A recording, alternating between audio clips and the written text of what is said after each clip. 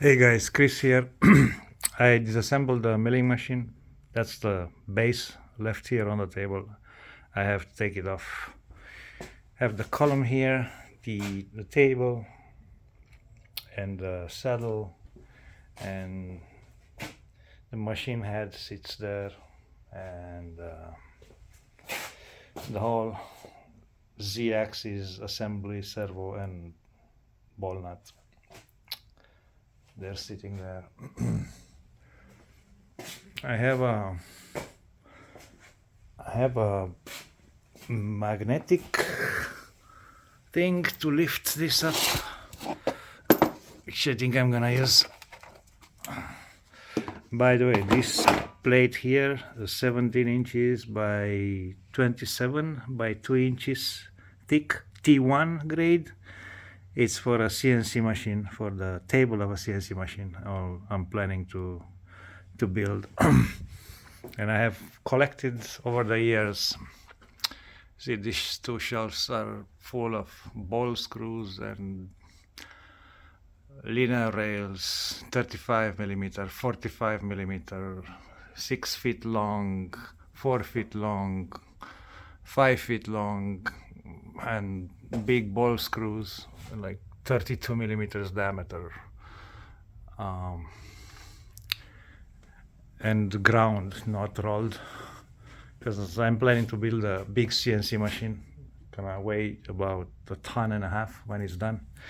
That's all the work I'm doing on this milling machine, so I can do precise, accurate parts for that. Especially if they're big, I cannot put them on a grinder. The small parts I can put, but the big ones I cannot. So that's why all this effort to make this machine accurate. So I'll have you back here when I'm putting this base on my working table and do the first check on the alignment to see how much we are off the distance here and the distance here in the back. I will also have to check, I didn't mention that, I'll have to check if the two axes are moving 90 degrees, and I can do that even without scraping yet here, because I can push the saddle on this surface and clamp it down on the other side,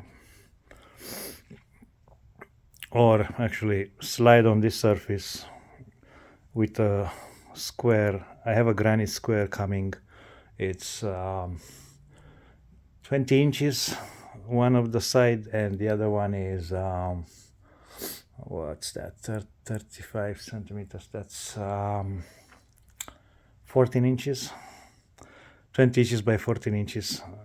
So I can check the alignment to see if the two axes are moving square, and if not, I'll adjust this first and then align that to this, or I'll see. Anyway, I have to make sure they are moving perpendicular to one another. So I'll see you at the working table.